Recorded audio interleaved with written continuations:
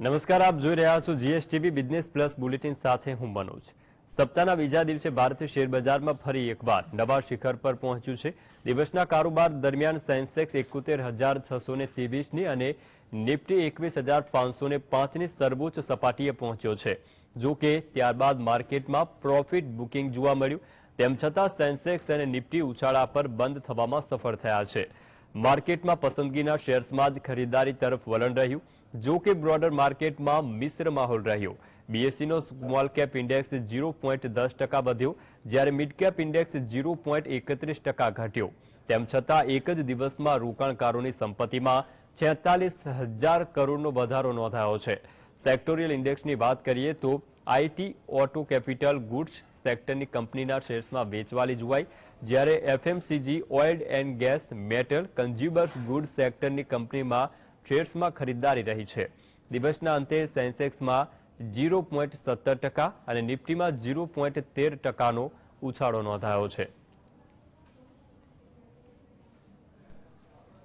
વાત કરીએ સૌપ્રથમ સેન્સેક્સની, તો સેન્સેક્સ આજે 122.10ના ઉછાળા સાથે 71,437.19 સેન્સેક્સ બંધ આવ્યો છે।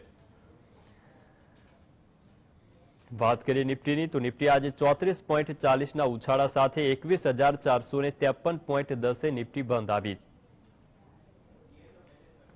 વાત કરીએ આગળ હીરો શેર્સની, સૌપ્રથમ કોલ ઇન્ડિયા, તો કોલ ઇન્ડિયામાં આજે 19.30 રૂપિયાનો વધારો જોવાયો છે અને આ શેર્સ 366.95 રૂપિયાએ બંધ આવ્યો છે। વાત કરીએ નેસ્લે વિશે, તો તેમાં આજે 1,135.45 રૂપિયાનો વધારો નોંધાયો અને આ શેર્સ 25,489.70 રૂપિયાએ બંધ આવ્યો છે। વાત કરીએ એનટીપીસી વિશે, તો તેમાં આજે 6.45 રૂપિયાનો વધારો નોંધાયો છે અને આ શેર્સ 309.65 રૂપિયાએ બંધ આવ્યો છે। વાત કરીએ ટાટા કન્ઝ્યુમર્સ વિશે, તો તેમાં આજે 16.45 રૂપિયાનો વધારો નોંધાયો છે અને આ શેર્સ 966.15 રૂપિયાએ બંધ આવ્યો। હવે આગળ વાત કરીએ જીરો શેર્સ વિશે, સૌપ્રથમ અદાણી પોર્ટ્સ, તો અદાણી પોર્ટ્સમાં આજે 20.30 રૂપિયાનો ઘટાડો નોંધાયો છે અને આ શેર્સ 1,074 રૂપિયાએ બંધ આવ્યો। વાત કરીએ હીરો મોટોકોર્પ વિશે, તો તેમાં આજે 67.90 રૂપિયાનો ઘટાડો નોંધાયો છે અને આ શેર્સ 3,821.85 રૂપિયાએ બંધ આવ્યો છે। વાત કરીએ એસબીઆઈ લાઈફ વિશે, તો તેમાં આજે 22.40 રૂપિયાનો ઘટાડો નોંધાયો સાથે આ શેર્સ 1,424.55 રૂપિયાએ બંધ આવ્યો છે। વાત કરીએ વિપ્રો વિશે, તો તેમાં આજે 6.55 રૂપિયાનો ઘટાડો નોંધાયો છે અને આ શેર્સ 438.70 રૂપિયાએ બંધ આવ્યો છે।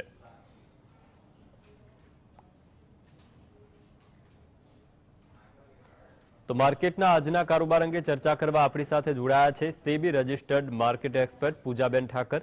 પૂજાબેન, સ્વાગત છે જીએસટીવીના બિઝનેસ પ્લસ બુલેટિનમાં। વાત કરીએ આજના માર્કેટની, તો સપ્તાહના બીજા કારોબારી દિવસે પણ ભારતીય માર્કેટ સર્વોચ્ચ શિખરે પહોંચ્યું છે। જો કે દિવસ દરમિયાન ભારે વોલેટિલિટી પણ જોવા મળી છે અને અંતે સેન્સેક્સ અને નિફ્ટી સુધારા પર બંધ થયા છે।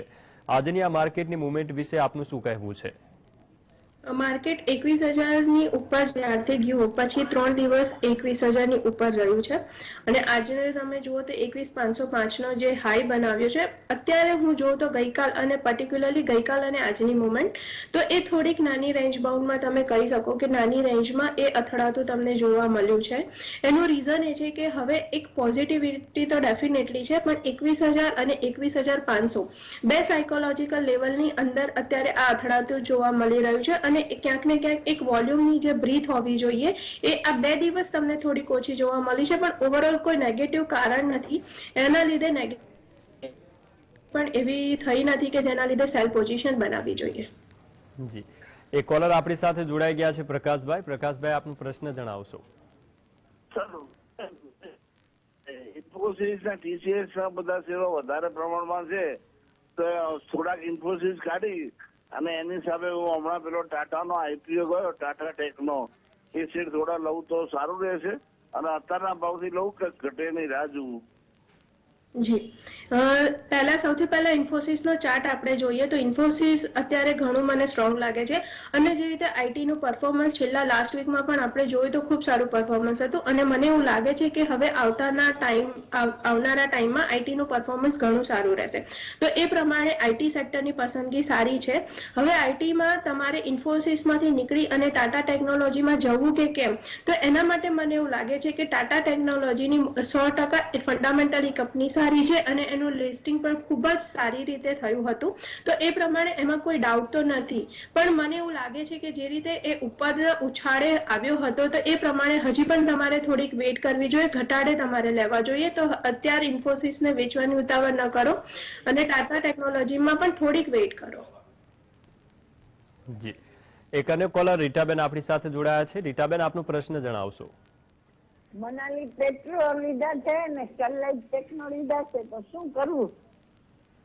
જી, મનાલી પેટ્રોની જો હું પહેલા વાત કરું તો મનાલી પેટ્રો ખૂબ જ સારું પરફોર્મ કરે છે. આજે તો ઇનફેક્ટ 14% ઉપર એનો એક ઉછાળો પણ જોવા મળ્યો હતો. આજનો હાઈ જોઈએ આપણે તો 79 રૂપિયા ને 65 પૈસાનો છે. સારા વોલ્યુમ સાથે આજે ડિલિવરી વોલ્યુમ સાથે એક બાય પોઝિશન બની છે. એ પ્રમાણે ખૂબ જ પોઝિટિવ છે. હું એની 200 દિવસની જો મૂવિંગ એવરેજ જોઉં તો પણ એની 200 દિવસની મૂવિંગ એવરેજ 69 રૂપિયા ને 97 પૈસા ઉપર આવતી હતી, એની ઉપર આજે રહ્યો છે. તો એ પ્રમાણે ઘણું જ પોઝિટિવ છે અને મને લાગે છે કે આગળ પણ આ પોઝિટિવ થશે અને ઉપરનામાં મને એવું લાગે છે કે આમાં તમને 90 રૂપિયા સુધીનો ભાવ જોવા મળશે, 90 થી 92 રૂપિયાનો. તો ડેફિનેટલી તમારે મનાલી પેટ્રોલને હોલ્ડ કરવું જોઈએ. અત્યારે બજાર સારું છે, તો જ્યાં સુધી બજાર સારું છે ત્યાં સુધી બજારની સાથે રહેવું જોઈએ. પ્રોફિટ બુકિંગ માટે પણ ઉતાવળ ન કરવી જોઈએ. સ્ટરલાઇટ ટેકનોને એમણે મને બીજું પૂછ્યું છે. સ્ટરલાઇટ ટેકનોને જો હું ચાર્ટ જોઉં તો એ ચાર્ટ પણ મને અત્યારે ઘણો પોઝિટિવ લાગી રહ્યો છે. ઇનફેક્ટ અત્યારે હું જોઉં તો એનો એક હું લેવલ જોઉં તો એ 100 દિવસની એની મૂવિંગ એવરેજ 151 પાસે પડે છે અને આજનો બંધ છે 148 નો, એટલે કે 100 દિવસની જે મૂવિંગ એવરેજ છે એની ઉપર છે. હવે 2 થી 3 દિવસમાં જો એ 151 વટાવી દે છે અને એની ઉપર જો સસ્ટેન થાય છે તો પછી 151 જ એનો સપોર્ટ બની જશે અને એના પછી એનો ટાર્ગેટ મને લાગે છે કે 170 સુધી પણ એ લોંગ ટર્મની દ્રષ્ટિએ જઈ શકે એમ છે. તો બંને સ્ટોકને તમે હોલ્ડ રાખો. પ્રોફિટ બુકિંગ માટે મને નથી લાગતું કે તમારે ઉતાવળ કરવી જોઈએ. જી, એક અન્ય કોલર ઘનશ્યામભાઈ આપણી સાથે જોડાયેલા છે. ઘનશ્યામભાઈ, આપનો પ્રશ્ન જણાવશો. મારે બેનને પૂછવું છે કે મારી પાસે હિમાચલ ફિલ્ટર HFCL 75 રૂપિયાના ભાવના પડ્યા છે, આંધ્ર પેટ્રો 75 રૂપિયાના ભાવના પડ્યા છે અને તમિલનાડુ પેટ્રો 75 રૂપિયાના ભાવના પડ્યા છે. આ ત્રણે હજુ 1-2 વર્ષ રાખવા છે તો હોલ્ડ કરી શકાય? મને પહેલા બે સ્ટોક ફરીથી જણાવશો. આપનો પ્રશ્ન એકવાર ફરીથી જણાવશો. મને એમનું ખાલી તમિલનાડુ પેટ્રો સંભળાયું છે, બીજા બે સ્ટોક્સ મને સંભળાયા ન હતા. તમિલનાડુ પેટ્રો વિશે જો હું કહી દઉં તો એનું મને અત્યારે ખૂબ જ સારું લાગે છે. આજે 6.5% પોઝિટિવ હતો અને એક એની જો હું એવરેજની વાત કરું તો એની એવરેજ જે છે એ 94 રૂપિયા ઉપર હતી. એની ઉપર એ 2 થી 3 એને ઓલરેડી બંધ આપી દીધા છે, એટલે કે હવે 94 જ એનો સપોર્ટ થઈ ગયો છે અને એના ઉપર મને લાગે છે કે એક બ્રેકઆઉટ હવે એ લઈ શકે એમ છે, જે મને લાગે છે કે ઉપરનામાં 110 115 સુધી જઈ શકે એમ છે. તો આને તમારે ડેફિનેટલી તમારે હોલ્ડ કરવો જોઈએ. જી, અને કોલર સુરેશભાઈ જોડાયા છે. સુરેશભાઈ, આપનો પ્રશ્ન જણાવો. હેલો, મારી પાસે છે ને એનબીસીસી ના શેર છે ને આ મોતીસન્સ જ્વેલર્સ નો આઈપીઓ ભરાય કે ના ભરાય? જી, પહેલા હું એનબીસીસી ની વાત કરું તો એનબીસીસી નો અત્યારે મને એક રીતે હું જોઉં તો કોન્સોલિડેશન રેન્જમાં પણ એક રીતે ઉપર જતો સ્ટોક દેખાઈ રહ્યો છે. એની આરએસઆઈ હું જોઉં તો 69 ની છે, એટલે કે ચાર્ટમાં સારી સ્ટ્રેન્થ બતાવી રહ્યું છે અને એ પ્રમાણે મને પોઝિટિવ લાગે છે. તો તમારે ડેફિનેટલી એનબીસીસી ને હોલ્ડ કરવો જોઈએ. ઉપરનામાં મિડ ટર્મ ટુ લોંગ ટર્મની દ્રષ્ટિએ જોઉં તો મને લાગે છે 88-89 નો ભાવ તમને જોવા મળી શકે એમ છે. એક સ્ટોપલોસ ને તમારે ખાસ ધ્યાનમાં રાખવાનું છે અને એ સ્ટોપલોસ તમારો પડે છે 79 રૂપીસનો. 79 ની નીચે જો એ જશે તો મને લાગે છે કે એક બ્રેકડાઉન તમને જોવા મળી શકે એમ છે. તો 79 ના લેવલને તમે ખાસ ફોલો કરો અને એનું પાલન પણ તમે સ્ટોપલોસમાં કરજો. તો એ પ્રમાણે મને લાગે છે કે 79 ના સ્ટોપલોસથી તમારે ઊભું રહેવું જોઈએ. મોતીસન્સ જ્વેલર્સની જો હું વાત કરું તો એ સારો સબસ્ક્રાઇબ થયો છે. આજે પહેલો દિવસ એનો હતો, એ પ્રમાણે રિસ્પોન્સ સારો છે. એ પ્રમાણે મને લાગે છે કે તમારે આઈપીઓ ભરવો જોઈએ, પણ એક લિસ્ટિંગ ગેઇન માટે તમે કરી શકો છો જ્વેલર સ્ટોક્સમાં. હું એને મતલબ લોંગ ટર્મની દ્રષ્ટિએ પોર્ટફોલિયોમાં રાખવા માટેની રેકમેન્ડેશન નથી કરતી. જી, એક અન્ય કોલર આપણી સાથે જોડાયેલા છે. સુરેશભાઈ, આપનો પ્રશ્ન જણાવશો. હેલો. જી, આપનો પ્રશ્ન જણાવો.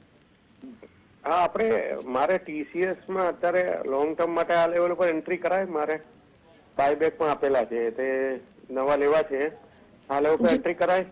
અને કે રેટિંગ બહુ ટાઈમ થી પડે છે, વધતા નથી, તો શું કરીએ? છેલ્લા 2 વર્ષથી આપણે TCS નું પરફોર્મ જોઈએ તો થોડુંક ઓછું પરફોર્મ કરતું હતું. 4150 એને જે બાયબેક લીધું છે, બાયબેક પ્રાઇસ સારી છે, એટલે તમારા જે બાયબેકમાં જેટલી ક્વોન્ટિટી ગઈ છે, માની લો કે તમારા બાયબેકમાં 10 શેર ગયા હોય તો ડેફિનેટલી એ 10 શેર તમે આ લેવલથી, આ ભાવ 3816 ના ભાવથી, આજનો જે ક્લોઝિંગ છે એ ભાવથી તમે પાછા ખરીદી શકો છો. એક તમને એમાં એક તરીકેનું ટ્રેડિંગ જ થઈ ગયું છે કે તમે 4150 માં વેચી અને 3816 માં તમે પાછા ખરીદો છો, તેમાં તમને કોઈ નુકસાન નથી.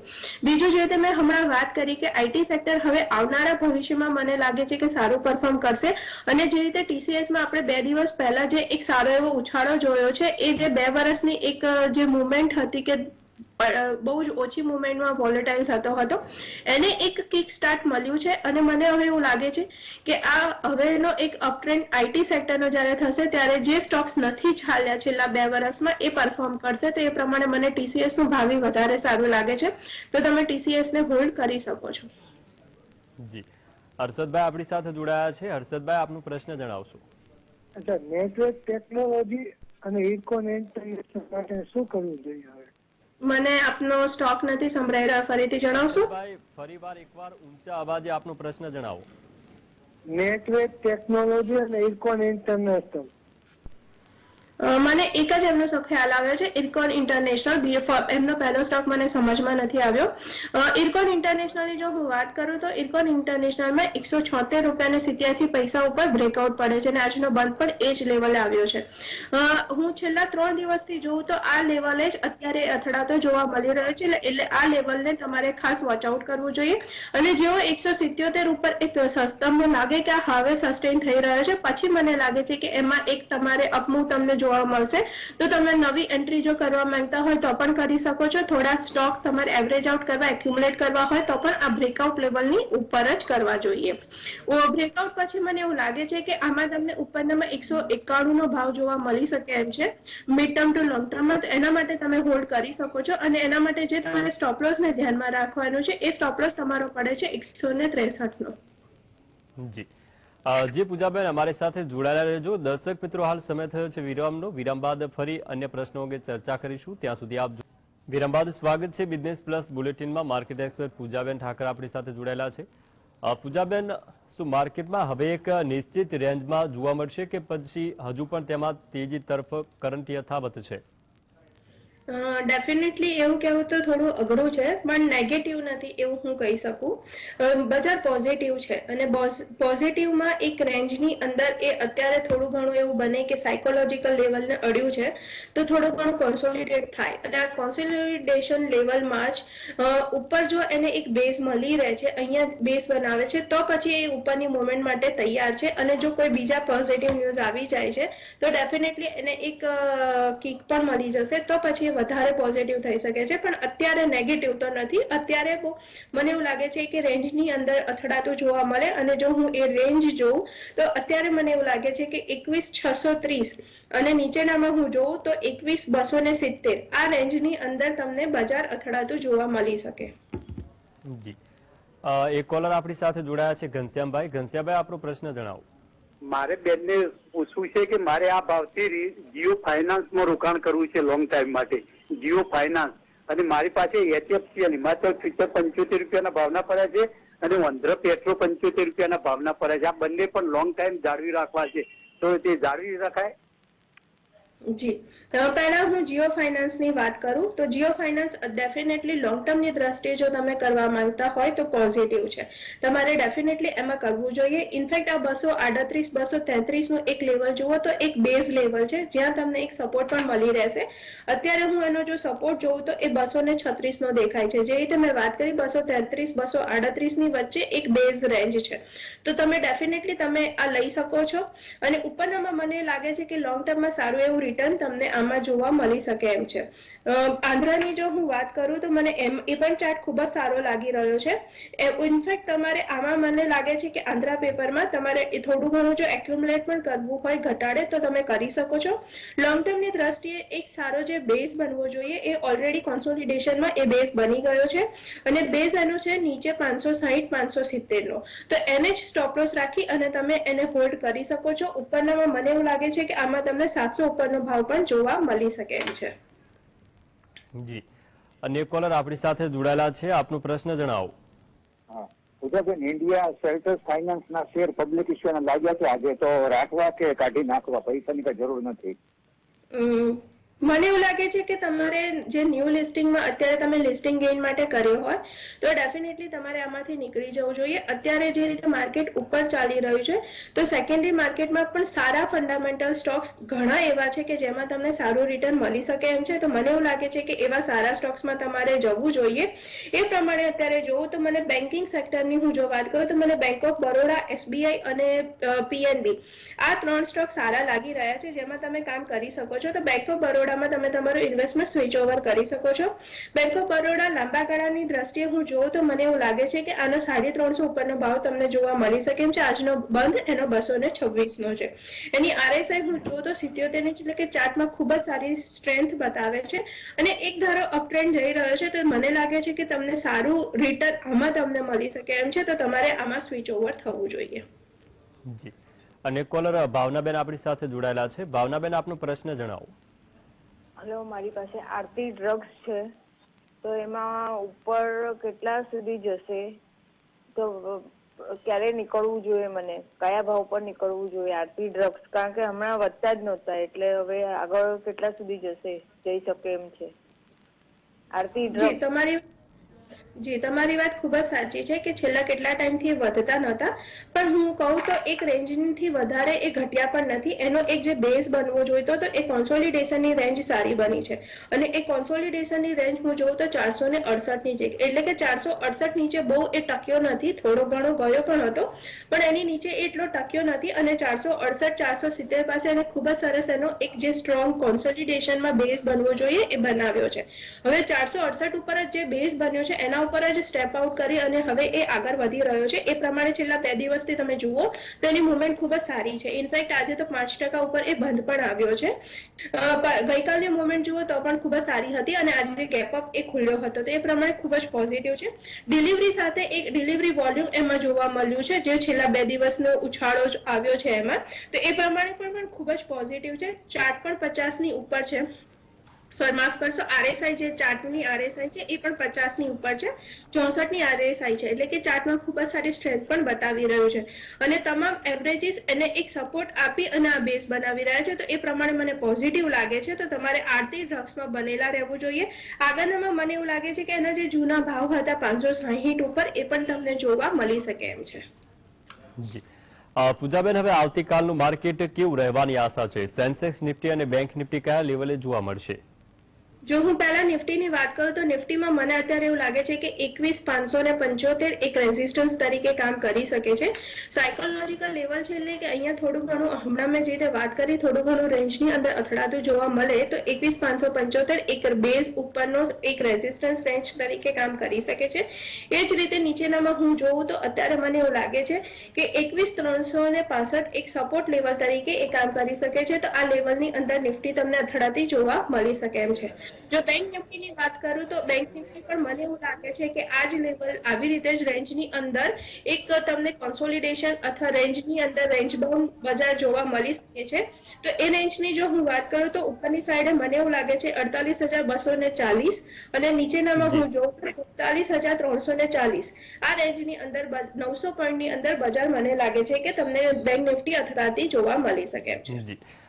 પૂજાબેન, આજે આપણે જે સ્ટોક અંગે ચર્ચા કરી છે તેમાં કોઈ કંપનીમાં આપનું રોકાણ છે ખરું? ના, મારું કોઈ પર્સનલ હોલ્ડિંગ નથી કોઈ પણ સ્ટોકમાં, પણ મારી ક્લાયન્ટની પોઝિશન હોઈ શકે. તો હું તમામ દર્શકોને કહીશ કે કોઈ પણ સ્ટોકમાં ઇન્વેસ્ટમેન્ટ કરતા પહેલા કે ટ્રેડિંગ કરતા પહેલા તમે તમારા પર્સનલ એડવાઇઝરની સલાહ ચોક્કસથી લેશો. જી પૂજાબેન, અમારી સાથે જોડાયા અને દર્શક મિત્રોનું માર્ગદર્શન કર્યું તે બદલ આપનો ખૂબ ખૂબ આભાર. તો દર્શક મિત્રો, હવે જાણીએ કે જ્યોતિષની દ્રષ્ટિએ આવતીકાલનું માર્કેટ કેવું રહેશે.